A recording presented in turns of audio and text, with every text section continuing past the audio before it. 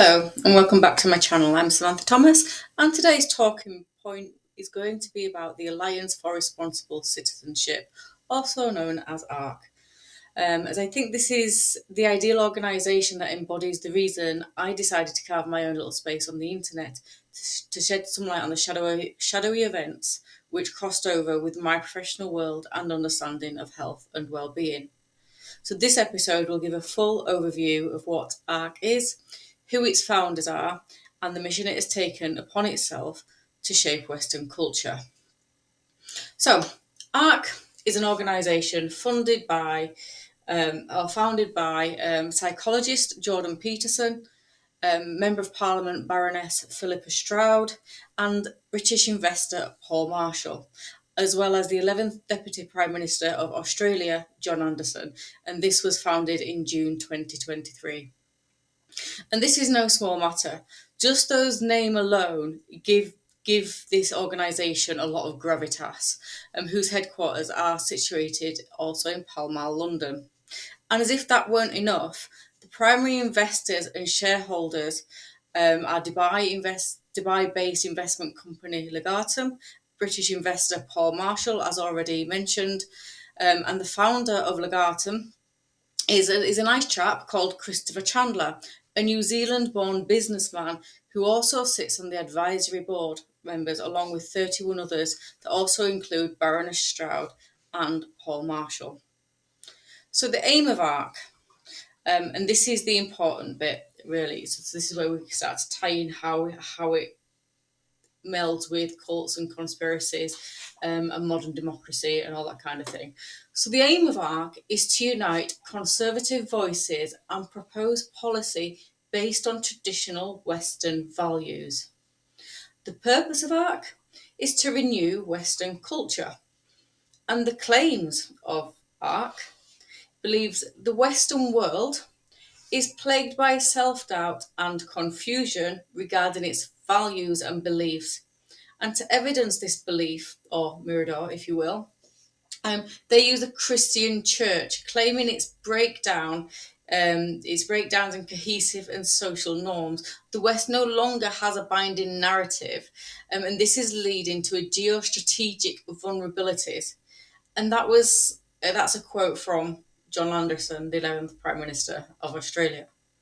So in this first episode covering this organisation, all I'm going to do is pick apart some of this initial language that describes the purpose of the organisation so we get a clear idea of what we're actually talking about.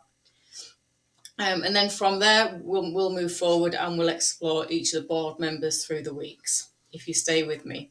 And if you do stay with me and you do want to know more, please like and subscribe. Share with people that you think are interested. I'm obviously trying to build this channel, and it would be really good to get lots of feedback. I'm not trying to point the finger at anyone on this channel. I'm just trying to understand what's going on around us and how it impacts us and what we potentially need to look out for. So let's start with understanding the aim of ARC.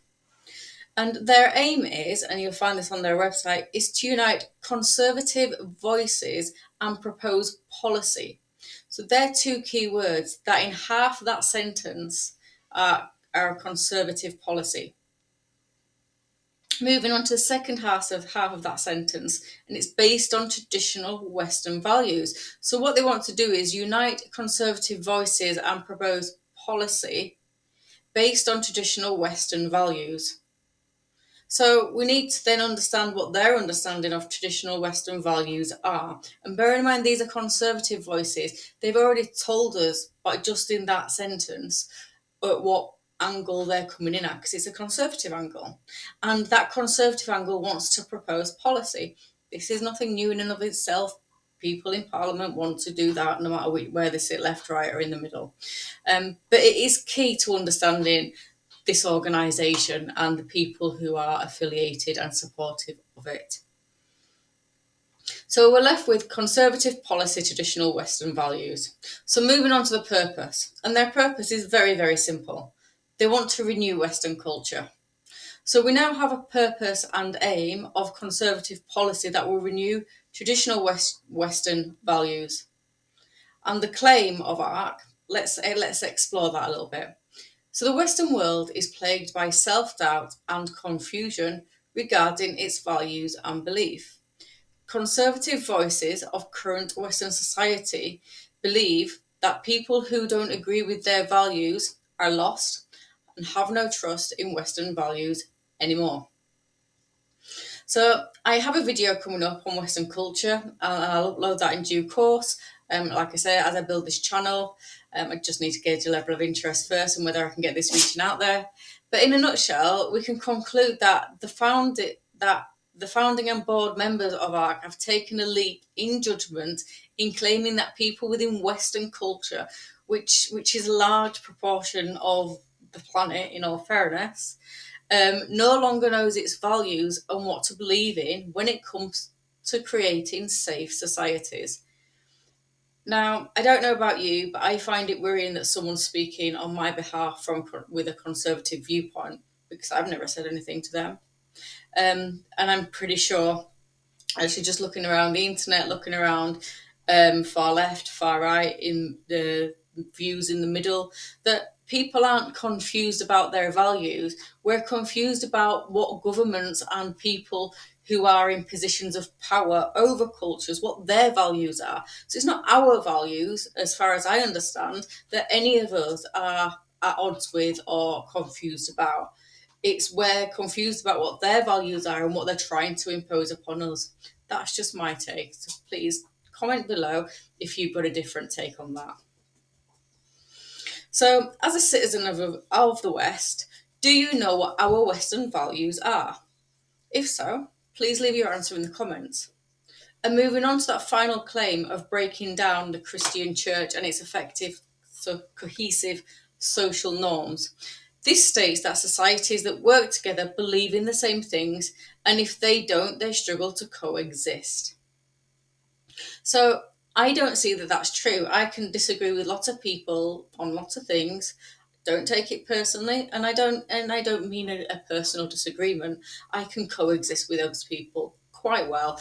Don't need to change them into my way of thinking, and likewise, they don't need me to change into their way of thinking, because that would be very cult-like.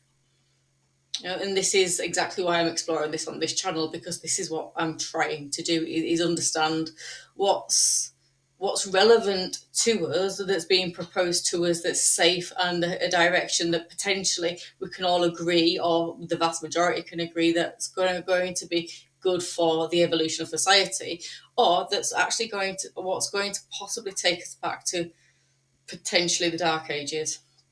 And I don't know about you, but I don't want that, especially for my daughter as she grows, or and I now have grandchildren. I don't want that to be the world that they live in either.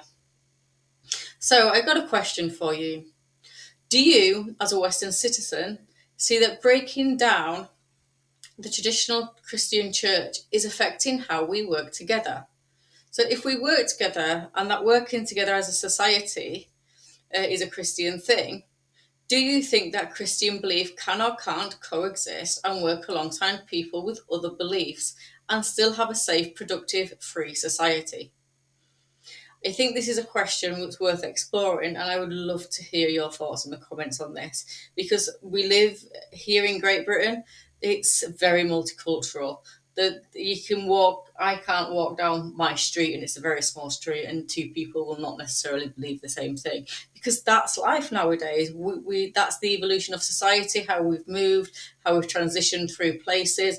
I'm not even originally from where I live. I'm about 500 miles down the road from where I was raised. So it's not surprising that my values might be slightly different, not massively, or that my belief system might be slightly different. And don't forget, that's based on my experience of life and the things that I've studied and learned and kind of developed and evolved as I've gone on. That's not to say that what my values are now will be the same as my values in 10 years, or what my beliefs are now will be the same as in 10 years. They may well change. My beliefs and values have changed over time, as it were, because that's what we do as human beings. But it's never caused me to fall out with anybody. And I've never seen any reason why people should have to agree with me just because it's my point of view. So, thank you for watching this video, and I look forward to reading your comments. Once it's had 50 views and a few comments, I will upload the follow-on video in which I will explore the board members and founders of ARC in their professional capacity to gain a clear understanding of who they are and how that is reflected